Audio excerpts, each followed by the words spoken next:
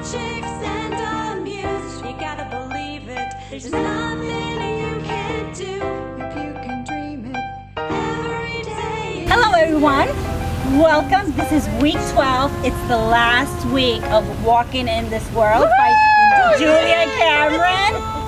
And we're gonna do a letting go ceremony before we start talking about the chapter, since this is our last chapter. And with all the things we had to let go, we have the fire marshal standing by since we're burning them. Okay, now's the time when we are going to let go of all the things we want to let go of. We're going to light our papers and put them in the fire and send them up. Okay, so I have a few of them. I have like 8 things I want to let go. Everything's fear related. Fear of failing, fear of being judged, fear of not being good enough. Public speaking, total fear on that. Fear of trusting my intuition. You know, I think that's a really big one. I think if I can trust my intuition, I'm willing to do more, you know. And not worrying so much of what other people think, you know. So that's my letting go. So here I go.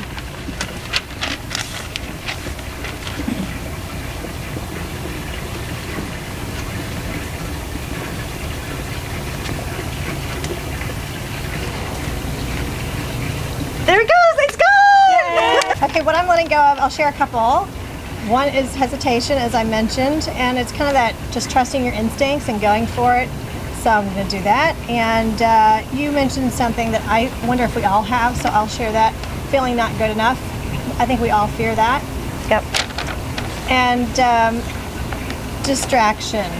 I really want to figure out that art of having a lot going on, but not being distracted, so I'm really in the moment when I'm doing whatever it is I'm doing at that time. All right.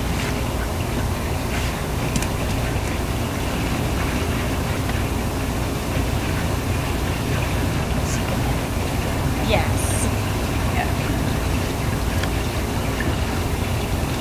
There it goes. Just hurtful things that people have said to me. They probably didn't realize they were being hurtful. I'm just letting them go. They didn't mean them.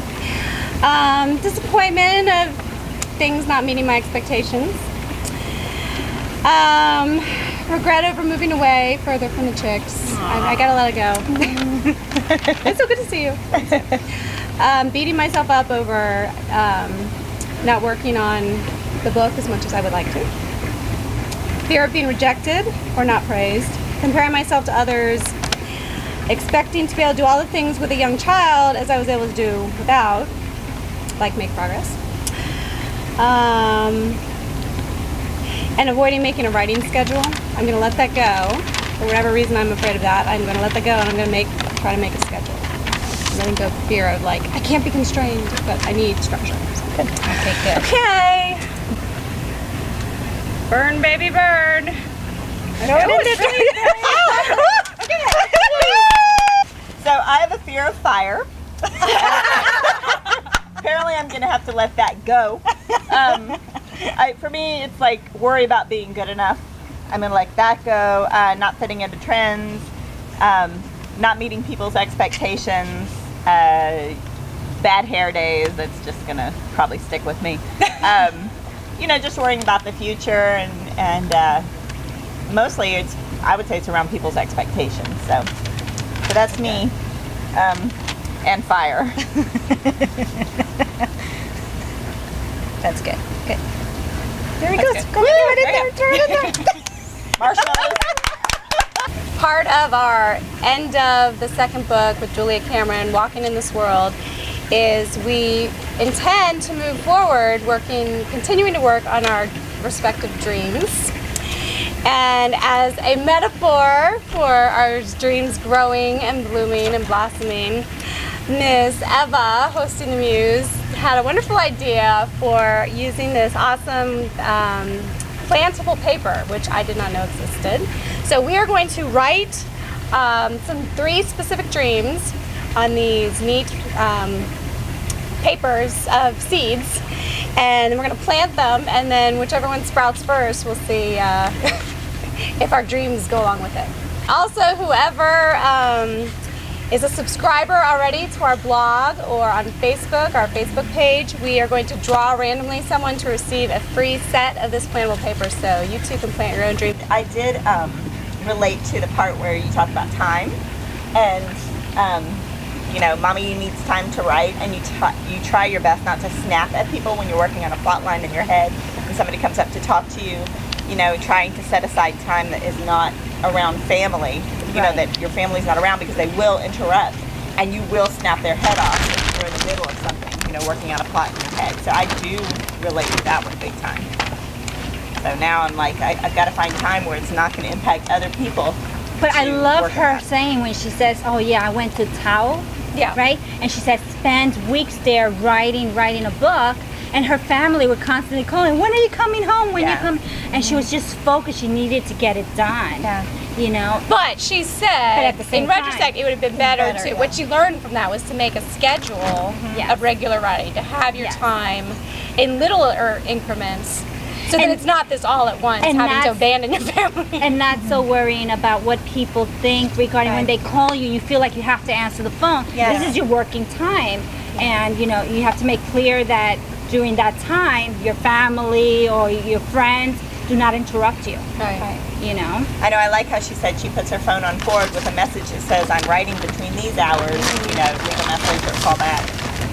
Right. The chapter that I really liked the most was where she talks about being grounded and being wary of being too high and too low. And she talks about being a sober alcoholic. I'm wary of anything too high and too fast, and not that that's my background, but having been in a background like that, you know, I have that same wariness, and I think it's smart to be wary of those being, you know, too high, too fast. That Yeah. it is better to build it into your habits and build it into your life and be grounded with it and just make it part of your life, rather than, you know, like she did, like running off and having to stay completely away from everything else. Right. Because she was able to do that, but the reality is most people, No, people aren't can't able do to that. So she's talking about how she's kind of in a funk. You know, she uses the word depression, but that it's really, but she recognizes it, that this is something she has right when she's at a certain point in any big project.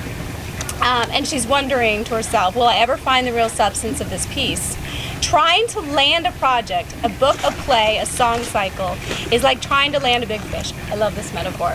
As in Hemingway's Old Man in the Sea, the world boils down to that fish in me, and I am worried it will get away. I'll find it. And she talks about Steven Spielberg saying he hopes when he gets to heaven, love that. God Yeah. will say thanks for listening. And so like that was Yeah, a huge, that's like, a wow, great- Steven yeah. Spielberg, like who we think of as the most creative Yes. cinematographer, you know, mind, to say, just listen.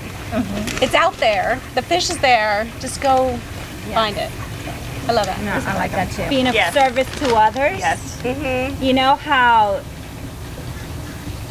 sometimes giving or doing something for others just opens opportunities for us in other ways. But when we're not thinking about our ego and ourselves, and we're thinking about helping somebody else, how we also flourish at the same time.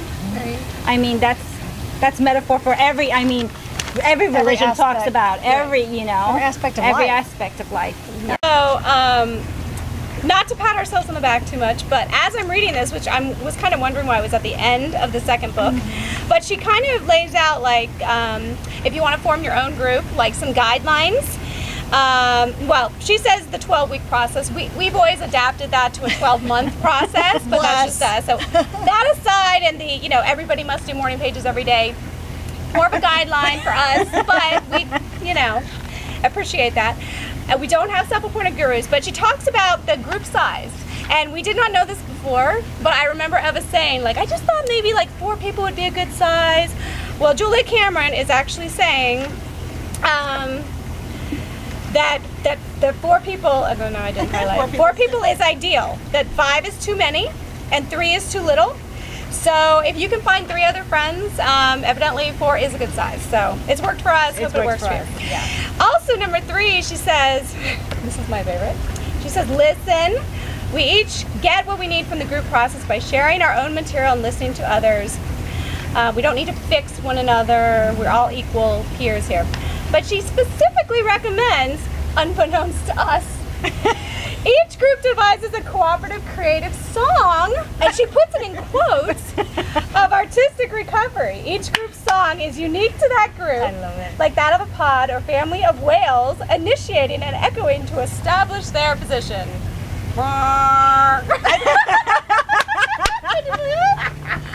I think it's supposed to be a metaphor, but we're overachievers. Yeah. Yes.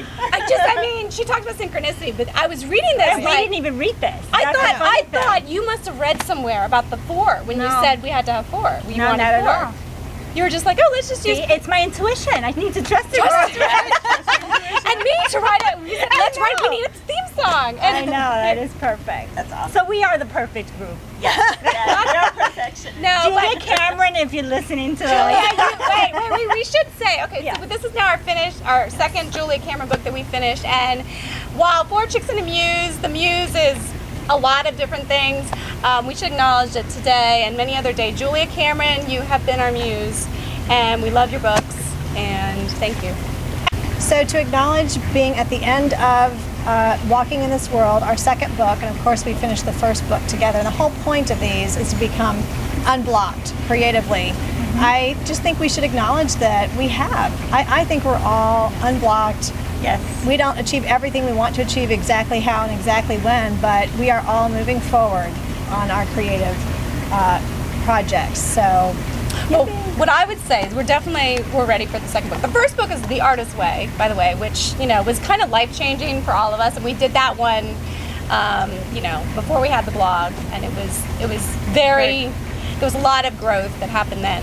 I think that once you go through that very intensive process, you're aware that, wow, I am one of these people, which she's saying everybody is, that I can create things not because I'm a creative person, but because there's so many things out there to create, and I'm a good listener, right? But and I think the second book addresses that. Then once you know that you're a listener, that there's a whole new set of problems, because half the world goes through thinking, well, I'm not a creative person. Right. So the first book kind of gets you through that. You realize you are creative. You can do all these things. And the second book kind of gets you through, okay, now, I know you're a little overwhelmed with all the things you know you can do now, and you're scared. Because you don't know which ones to do and what to do first. Right. And it just kind of holds your hand, you're not alone, and gets you through that process. now we're going to select one lucky subscriber or Facebook liker, friend, follower from this cute little basket. Yes, see? My hand's going in. I'm looking for the right word. All the names are in here. And so first of all, we want to thank you for subscribing and for following us. And we would like to give away one of these self-growth wish kits. So we're going to pull a name. Okay, I did jumped up. actually floated up. It did actually meant jump to up. be. Jumped up in the air. Jessica Moore. And if she was All right, Jessica, this is coming to you. 4 Chicks and a Muse. here, you gotta believe it. You gotta believe it. There's nothing